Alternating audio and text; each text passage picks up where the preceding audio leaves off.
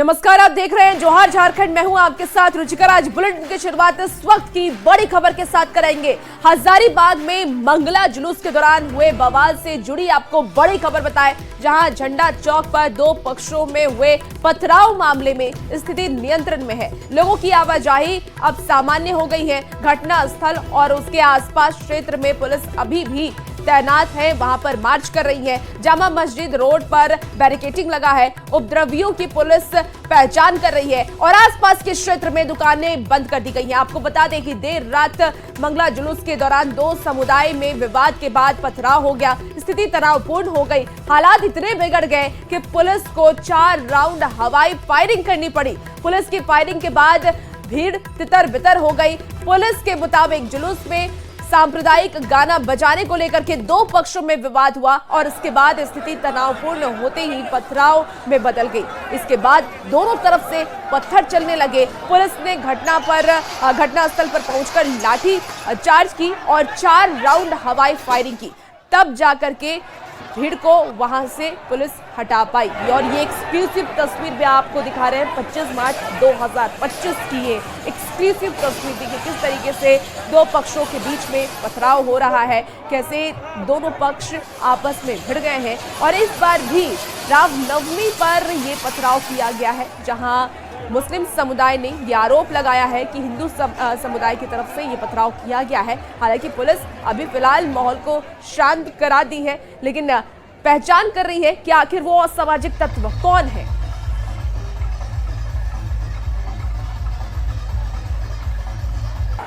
कि हजारीबाग का रामनवमी इंटरनेशनल माना जाता है। बता दें कि इन्हीं सड़कों पर 4 से 5 लाख की संख्या में रामनवमी के दिन लोग जो है जुलूस देखने के लिए पहुंचते हैं। लेकिन बात हम कल की कर रहे हैं। कल जो है हजारीबाग में दूसरी मंगला जुलूस निकाली गई थी। हजारों की संख्या में इसी सड़क पर जो है राम भक्त जा रहे थे। लेकिन अचानक जो है देर रात्रि की अगर हम बात करें तो अचानक इसी सड़क से राम भक्त जा रहे थे और उसके बाद जो है पथराव होना शुरू हो जाता है। पथराव की अगर हम बात करें तो आपको तस्वीर दिखाना चाहेंगे। देखिए आप बैरिकेडिंग दिख रहा है, या जामा मस्जिद रोड है, इसे लोग जो है जामा मस्जिद चौक भी कहते हैं। यहाँ से जो है अचानक पथराव होता है। पथराव होने के बाद जो स्थिति है वो अनियंत्रित हो जाती है। हालांकि समय रहते ही जो है पुलिस ने पूरी तरीके से नियंत्रण में कर लिया था, लेकिन स्थिति को नियंत्रण में करने के लिए पुलिस के द्वारा जो है हवा फायरिंग भी करनी पड़ी। देर रात्रि तक हो हंगामा होता रहा। दोनों जो समुदाय है उन लोगों के बीच जो है स्थिति काफी तनावपूर्ण देखने को मिला है। बता दें कि इसी को लेकर जो पुलिस है वो देर रात तक भी कैंप की। अभी भी जो है चौक चौराहों पर पुलिस की तैनाती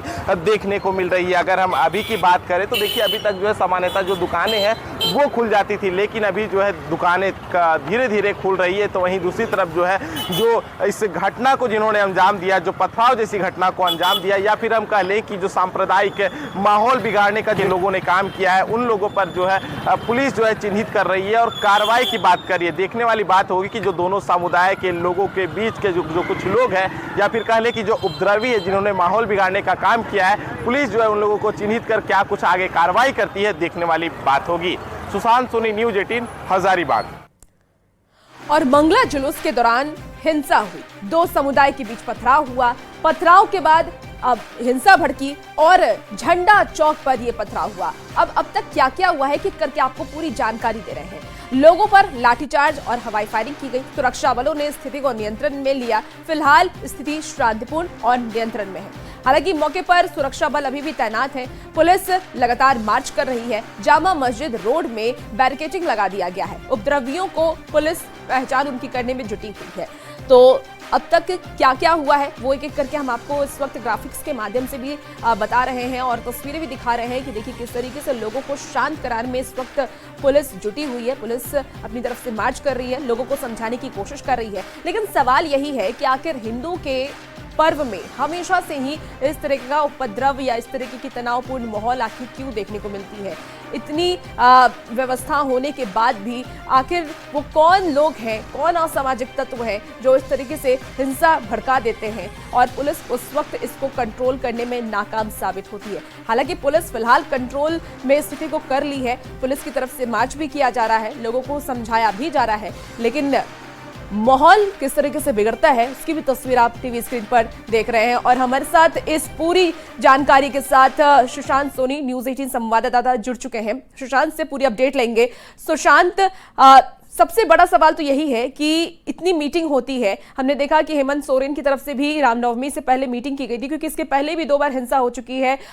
देखा हमने कि होली के वक्त भी हिंसा हुई थी। ऐसे में ये रामनवमी को लेकर के खास मीटिंग बुलाई गई, खास अध्यक्षता हेमंत सोरेन खुद करते हुए नजर आए और पूरी व्यवस्था की गई, लेकिन इसके बाद भी इस तरीके की हिंसा होती है। पुलिस की तरफ से फिलहाल क्या कार्रवाई की जा रही है और क्या उन असामाजिक तत्वों को चिन्हित कर लिया है पुलिस ने?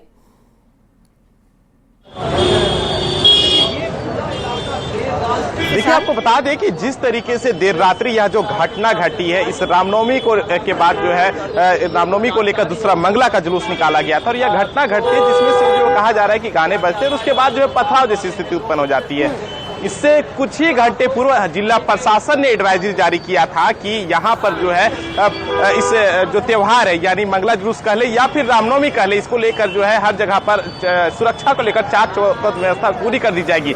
सीसीटीवी कैमरे पर भी जो है वो नजर रखी जाएगी। इसके अलावा ड्रोनोग्राफी भी किया जाएगा। लेकिन उसके बाद ही यह घटना घटती है। तस्वीर आपको हम यहाँ पर दिखाना चाहेंगे कि देखिए, यही वो जो है हजारीबाग का जामा मस्जिद रोड है जहां से जो है पथराव हुआ था। आपको कुछ और ऊपर की हम तस्वीर दिखाना चाहेंगे कि देखिए, जो पथराव हुआ था, पथराव होने के बाद जो है दुकान के भी शीशे टूटे हैं। इसके अलावा अगर हम बात करें तो कई तरह का जो है क्षतिग्रस्त की भी बात कही जा रही है। हालांकि इस घटना को लेकर जो है पुलिस प्रशासन की भी तत्परता देखने को मिली है और पुलिस प्रशासन ने जो है इस पूरे मामले पर जो एक टीम यानी एक उच्च स्तरीय बैठक कर जो है एक टीम का बताया जा रहा है कि वो गठन कर रहे हैं। पूरे जो है इस मामले पर जांच किया जाएगा। साथ ही साथ जो बताया यह भी जा रहा है कि इसको लेकर जो है लोगों को चिन्हित की जा रही है। तमाम सीसीटीवी कैमरे को खंगाला जा रहा है। जो ड्रोनोग्राफी किया गया था उसे भी देखा जा रहा है कि आखिर इस जो हिंसा की आग फैलाने वालों में से कौन से लोग शामिल हैं। उन लोगों की जो है चिन्हित की जा रही है। दोनों समुदाय के लोग जो माहौल को बिगाड़ने का काम किए थे उन पर कार्रवाई की बात कही जा रही है। जी सुशांत, क्या लगता है इसके पीछे कोई मास्टरमाइंड है? क्योंकि हमने देखा है कि हिंदू का कोई भी फेस्टिवल हो, कोई भी पर्व हो, उसमें इस तरीके की हिंसा आमतौर पर अब देखने को मिलने लगी है झारखंड में। तो क्या लगता है इसके पहले कोई मास्टरमाइंड इसके पीछे कोई काम कर रहा है?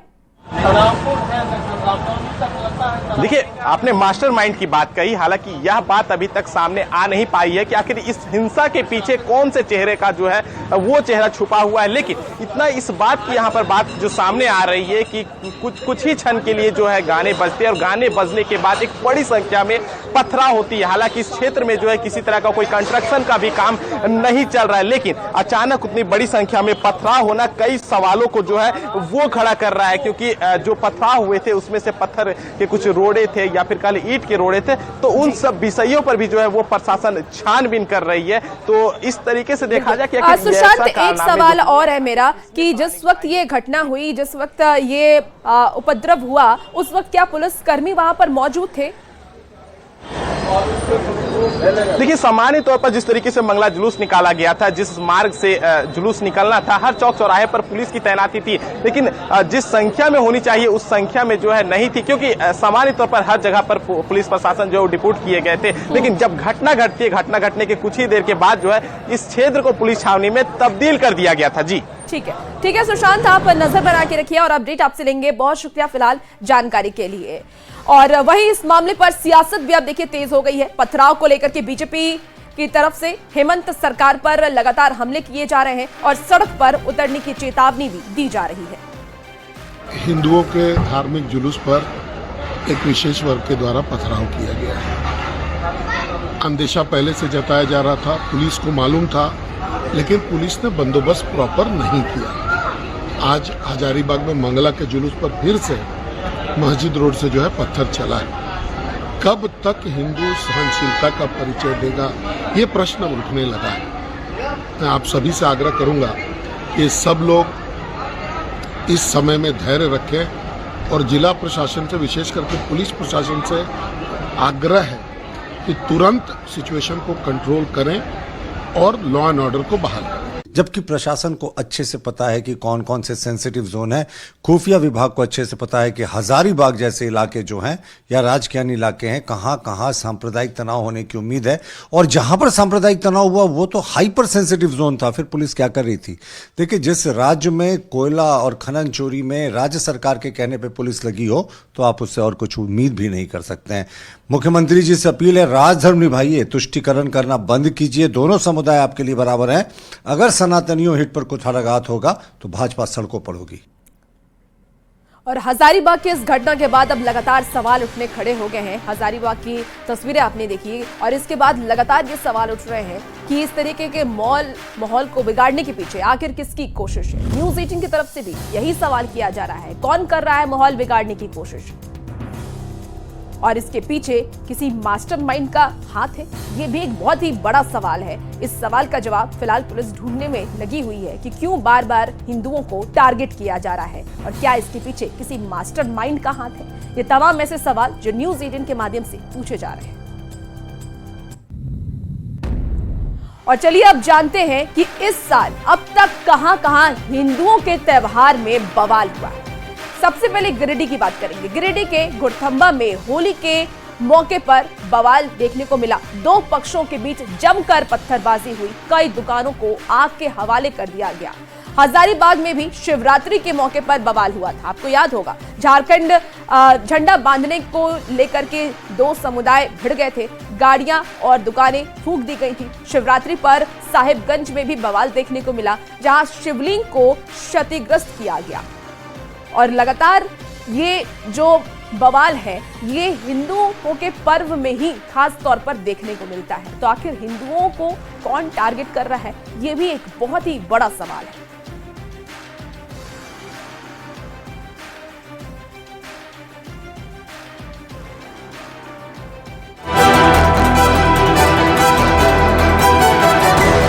मैं समझता हूँ कि पक्ष में बहुमत है, पक्ष में बहुमत है, प्रस्ताव स्वीकृत हुआ।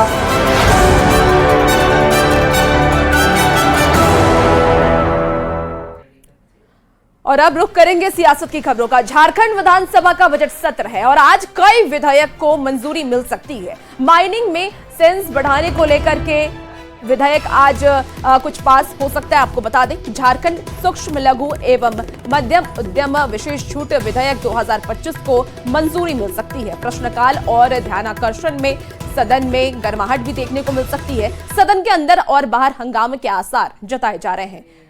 तो आपको बड़ी खबर बता रहे हैं।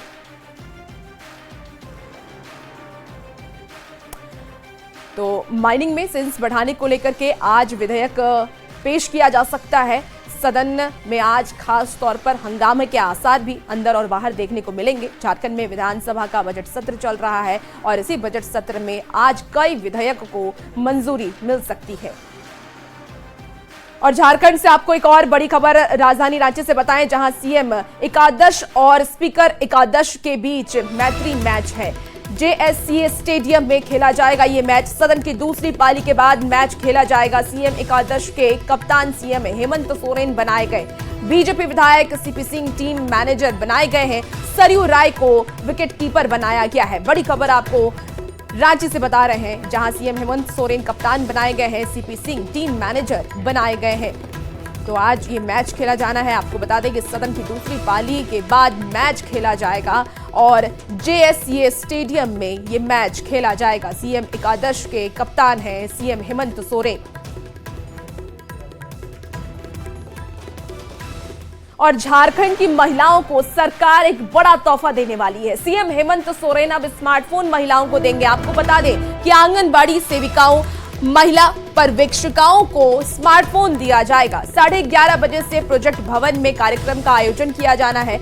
और इसके साथ ही आपको इस बात की भी जानकारी दे दें कि 37,000 से अधिक आंगनबाड़ी सेविकाओं को स्मार्टफोन दिया जाएगा। स्मार्टफोन के जरिए आंगनबाड़ी सेविकाएं पोषण ट्रैक्टर ऐप और समर ऐप का इस्तेमाल कर सकेंगी। तो आज सीएम हेमंत सोरेन महिलाओं को बड़ा तोहफा देने वाले हैं। तस्वीरें भी आपको दिखा रहे हैं और इसकी जो तैयारी है वो लगभग पूरी की जा चुकी है। 11:30 बजे से प्रोजेक्ट भवन में कार्यक्रम का आयोजन होना है। आधुनिकता की इस दौर में सभी को स्मार्ट होना जरूरी है और स्मार्ट तभी हो सकता है जब उसके हाथ में स्मार्टफोन होगा। आज 37,000 से ज्यादा महिलाओं को आज मुख्यमंत्री हेमंत सोरेन प्रोजेक्ट भवन में आंगनबाड़ी के सेवकाओं और उसके कार्यकर्ताओं को जो उससे जुड़े हुए हैं उनको मुख्यमंत्री हेमंत सोरेन इसी प्रोजेक्ट भवन में लगभग 12 बजे स्मार्टफोन देंगे ताकि वह बच्चों को अच्छे ढंग से और जो महिलाएं कुपोषण का शिकार होती है उसका अटेंडेंस और सभी तरह की जानकारी दे सके। इसी संदर्भ में आज मुख्यमंत्री हेमंत सोरेन राज्य के सभी आंगनबाड़ी सहायिका और सेविकाओं को स्मार्टफोन देंगे ताकि वह स्मार्ट बने और तकनीकी यानी टेक्नोलॉजी से जुड़ा हुआ रहे और अपडेट हो सके। रांची से निरंजन। स्वास्थ्य विभाग से जुड़ी हुई आपको बड़ी खबर बताएं, जहां एक्शन मोड में स्वास्थ्य मंत्री इरफान अंसारी नजर आ रहे हैं। खूंटी अस्पताल पहुंचे हैं स्वास्थ्य मंत्री इरफान अंसारी। मंत्री ने मरीजों के हाल का जायजा भी लिया है, दवाई के स्टॉक की भी जानकारी ली और आपको बता दें कि बिस्तर पर लगे चादर देख अस्पताल प्रबंधन को फटकार भी लगाई है। इरफान अंसारी ने बड़ी खबर आपको बता रहे हैं खूंटी से और ये दो तस्वीरें भी देखिए जहां देखिए किस तरीके से औचक निरीक्षण करते हुए इरफान अंसारी नजर आ रहे हैं। उन्होंने एक व्यवस्था को गौर से देखा है और इसके बाद वहां के कर्मचारियों को फटकार भी लगाई। दिक्कत नहीं होना चाहिए। बढ़िया बेडशीट सिलाइए, बेडशीट लीजिए कल हमको दीजिए, बताइए क्या कॉस्टिंग हम सबका बेडशीट ठीक करवाइए। बढ़िया बढ़िया सोएगा मेरा पेशेंट। ये बेडशीट है सर, यही बेडशीट यही क्वालिटी की बेडशीट रहेगा। कब चेंज हुआ इसका बेडशीट, कब चेंज हुआ? मॉर्निंग में चेंज होता है। यही बेडशीट इतना घटिया क्वालिटी की बेडशीट हम कैसे मान लेंगे मॉर्निंग में चेंज हुआ? हम कैसे मान लेंगे मॉर्निंग में चेंज हुआ? बताइए। ये लग रहा है दिस इज बेडशीट, मेरा आदिवासी इसी में सोएगा, यही है क्या जिसके लिए हम राज लिए? एक भी मेरा बता दे रहे हैं आदिवासी लोगों को दिक्कत नहीं होना चाहिए। बढ़िया बेडशीट सिलाइए, बेडशीट लीजिए कल हमको दीजिए, बताइए क्या कॉस्टिंग हम सबका बेडशीट ठीक करवाइए। बढ़िया बढ़िया सोएगा मेरा पेशेंट। देखना चाह रहा था कि हमारा सिस्टम कैसा है, हमारा सदर हॉस्पिटल कैसा है, हमारे मरीज आ रहे हैं सदर हॉस्पिटल में तो इलाज हो रहा है कि नहीं हो रहा है, हमारे पेशेंट को दवा मिल रहा है कि नहीं मिल रहा है। तो आज आए रात में मैंने देखा, क्या दिन क्या रात, आप जानते हैं इरफान अंसारी मेरा नाम है, मैं कहीं भी जा सकता हूँ। मैं कहना चाहता हूँ रात में जाऊँगा, गाँव गाँव में जाता हूँ मैं, और मैं बताना चाहता हूँ कि इरफान अंसारी आपके साथ है, सरकार आपके साथ है, हेल्थ आपके साथ है, हेल्थ मिनिस्टर आपके साथ है। बीजेपी राज्यसभा सांसद दीपक प्रकाश ने कर्नाटक सरकार के सरकारी ठेकों पर 4% मुस्लिम आरक्षण देने के फैसले को असंवैधानिक बताते हुए कांग्रेस पर निशाना साधा और क्या कुछ कहा है, आइए सुनते हैं। संविधान विरोधी है। कांग्रेस तुष्टीकरण की राजनीति की पराकाष्ठा करने वाला राजनीतिक दल है। कर्नाटक में धर्म आधारित आरक्षण देकर के अपने चाल चरित्र और चेहरे को उजागर करने का काम किया। संविधान बदलने की बात वहां की मुख्यमंत्री डिप्टी सीएम ने किया। और इसी बीच आपको दुमका से भी बड़ी खबर बताएं, जहां रिश्वत लेते पोस्ट ऑफिस के सब डिविजनल इंस्पेक्टर गिरफ्तार कर लिए गए हैं। सब डिविजनल इंस्पेक्टर मनीष को सीबीआई ने गिरफ्तार किया है। नव नियुक्त ग्रामीण डाक सेवक लवकुश विश्वकर्मा से रिश्वत मांगने का आरोप उनके ऊपर लगा। सीबीआई ने आरोपी को उसके आवास से पकड़ा है। पहले ज्वाइनिंग रोकी, फिर सैलरी आते ही पैसा देने का दबाव बनाया। लवकुश विश्वकर्मा ने सीबीआई में दर्ज कराई थी शिकायत। बड़ी खबर आपको दुमका से बता रहे हैं। और गुमला से भी इसी बीच आपको बड़ी खबर बताएं, जहां डीआरडीए के लेखा पदाधिकारी की संदिग्ध स्थिति में मौत हो गई है। किराए के कमरे से शव बरामद किया गया है। हिंद पीढ़ी के रहने वाले थे मोहम्मद शाहिद। पुलिस ने शव को कब्जे में ले लिया है। आपको बता दें कि उस कमरे को भी सील कर दिया गया। परिजनों के आने के बाद ही आगे की कार्रवाई की जाएगी। तो जानकारी के मुताबिक ये भी खबर आ रही है कि काफी समय से वो बीमार चल रहे थे।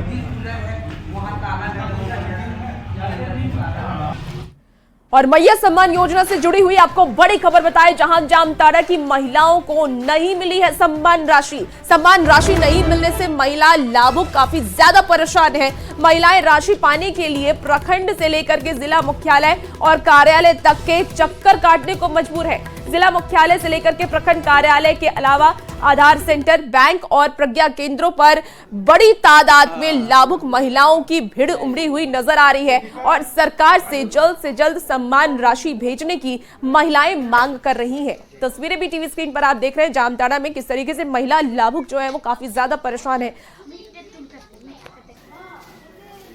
क्या चाहते हैं? अभी कितना बार नहीं घुसा? शायद 3 बार होगा, नहीं मिला। तो क्या चाहते हैं? सरकार से क्या मांग करते हैं? यही कि बाकी पैसा जल्द से जल्द मिल जाए हम लोग। सितंबर, अक्टूबर, नवंबर, दिसंबर को मिला है और जो जनवरी, फरवरी, मार्च का जो मिलने वाला था वो अभी भी नहीं मिला है। आप सरकार से क्या चाहते हैं? सरकार से यही चाहते हैं जो पहले हमको लाभ मिला था अभी भी हमको लाभ मिले। हमने कुछ दिन जनादेश मिला, इसलिए कुछ दिन नहीं बोल रहा है हम, है ना। 5 साल है लंबा, 1 साल के बाद फिर हम बोलना शुरू करेंगे। गिरिडीह जिले में पत्थरों के अवैध उत्खनन की फिर से शुरुआत होने लगी है। धनवार प्रखंड के माधोपुर और पोरोडीह में अवैध खनन धड़ल्ले से चल रहा है। आपको बता दें कि माइनिंग प्लान के मुताबिक गौसिया स्टोन को 49 टन और महेश वर्मा एंड कंपनी को 33 टन पत्थर योजना प्रोडक्शन का अनुमति मिला है, लेकिन अनुमति से 10 गुना ज्यादा पत्थर निकाला जा रहा है, जिसको लेकर के बीजेपी ने सरकार पर सवाल उठाते हुए माफियाओं पर कार्रवाई की मांग की है। खबर पर ज्यादा जानकारी दे रहे हैं न्यूज 18 संवाददाता एजाज अहमद। जिले में पत्थर माफियाओं के द्वारा रोजाना सरकार को करोड़ों का राजस्व नुकसान पहुंचाया जा रहा है। ये मामला राजधनवार प्रखंड के माधोपुर और पारोडी से सामने आया है, जहां पर महेश वर्मा और गौसिया स्टोन के द्वारा लीज एरिया से अधिक में पत्थर का अवैध उत्खनन किया जा रहा है। जहां एक और गौसिया स्टोन के द्वारा लगभग 2 एकड़ एरिया में लीज लिया गया है, वहीं 4 एकड़ एरिया में पत्थर निकाला जा रहा है। और महेश वर्मा के द्वारा जहां 1 और 1.5 एकड़ एरिया में लीज लिया गया है, वहीं लगभग 5 एकड़ एरिया में पत्थर का उत्खनन किया जा रहा है। इतना ही नहीं, चालान की भी चोरी की जा रही है। वहीं लगातार पत्थर माफियाओं का जो बोलबाला देखा जा रहा है, उसके खिलाफ कार्रवाई भी नहीं हो रही है। बालू माफियाओं का, पत्थर माफियाओं का ही राज्य चलता है, उसी की सत्ता चलती है। वैसे तो इन माफियाओं के साथ पदाधिकारियों की मिली भगत होती है, चाहे हम स्थानीय थाना की बात करें, चाहे अंचल की बात करें, चाहे हम जिले के भी पदाधिकारियों की बात करें। बगैर इनके सह का इस तरह से खुलेआम खनन नहीं हो सकता। विभागीय पदाधिकारी भी मिले होते हैं। तमाम मामलों को लेकर भाजपा के राज्य प्रवक्ता विजय चौरसिया ने भी सवाल उठाए हैं और सरकार पर सवाल उठाते हुए इन तमाम पत्थर माफियाओं के खिलाफ कार्रवाई की मांग की है और सरकार को आड़े हाथ लिया है। गिरिडीह से न्यूज 18 के लिए मैं एजाज अहमद।